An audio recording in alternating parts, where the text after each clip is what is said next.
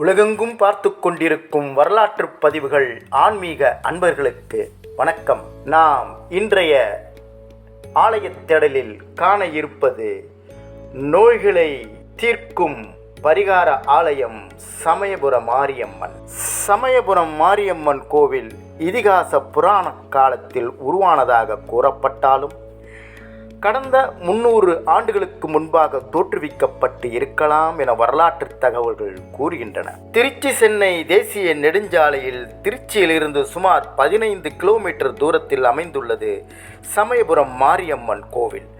தமிழகத்தில் உள்ள சக்தி தலங்களில் முதன்மையானது என்ற பெருமைக்குரிய இக்கோவில் வருவாயில் பழனி தண்டாயுதபாணி கோவிலுக்கு அடுத்த இடத்தில் உள்ளது.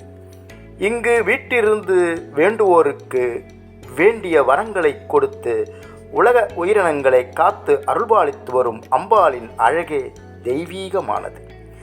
8 கைகளுடனும் கழுத்தில் தலை மாலை அணிந்து சர்ப கொடியுடன் 5 அசுரர்களின் தலைகளை தன் காலால் மிதித்து சிம்மாசனத்தில் அமர்ந்திருக்கும் அழகைக் கண்டால் மனம் அமைதியடையும், ஒருமைப்படும், மாசு அகலும்.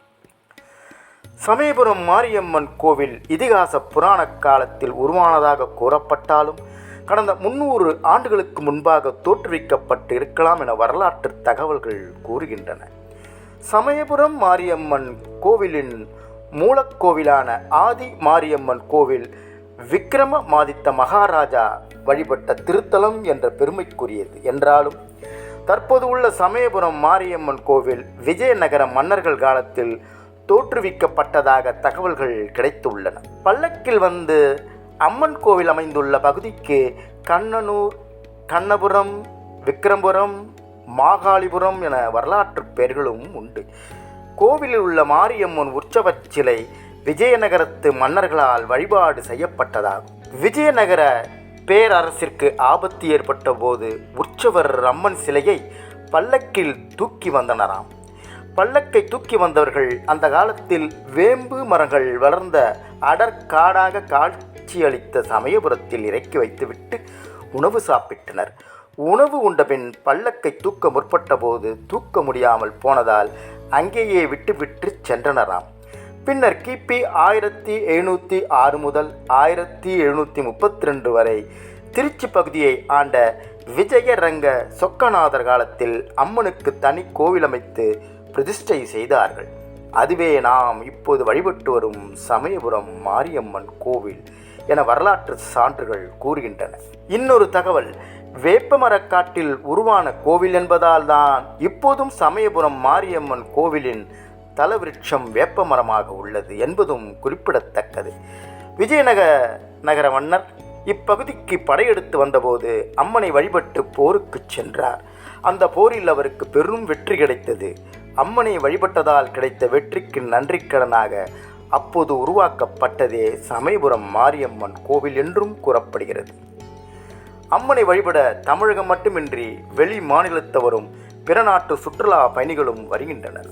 செவ்வாய், வெள்ளி மற்றும் ஞாயிற்றுக்கிழமைகளிலும் சித்திரை தேர் திருவிழா, ஆடிவெள்ளி, பூச்சொரிதல் விழா போன்ற விழாக்காலங்களிலும் கூட்டம் அதிகமாகிறது. ஆடி மாதத்தில் எல்லா வெள்ளிக்கிழமைகளிலும் கூட்டம் கட்டுக்கடங்காத அளவில் இருக்கும். குறிப்பாக ஆடி கடைசி வெள்ளிக்கிழமை மிகச் சிறப்பாக கொண்டாடப்படுகிறது. சமயபுரத்தாளுக்கு அபிஷேகம் கிடையாது. ஏன் தெரியுமா?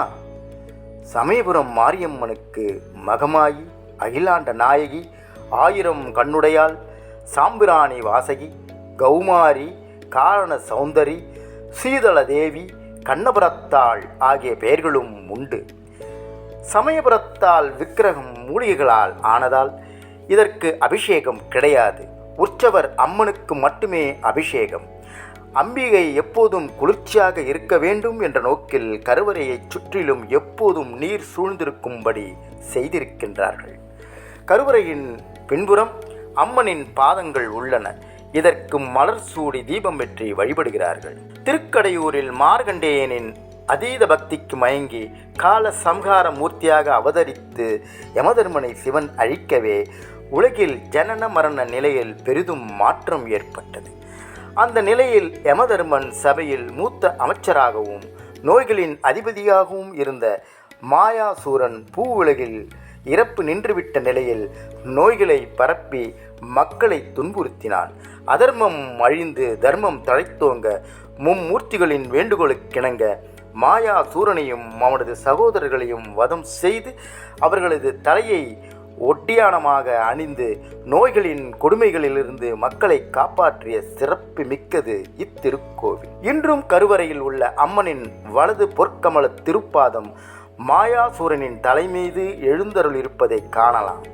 மேலும் இத்திருக்கோயில் தீராத நோய்களை தீர்க்கும் சிறந்த பரிகார தலமாக விளங்கி வருகிறது. சமயபுரம் மாரியம்மன் கோயில் தமிழ்நாட்டில் திருச்சிராப்பள்ளிக்கு வடக்கே காவிரியின் வடகரையிலிருந்து சுமார் 15 கிலோமீட்டர் தூரத்தில் உள்ளது சமயபுரம் மாரியம்மன் கோவிலாகும்.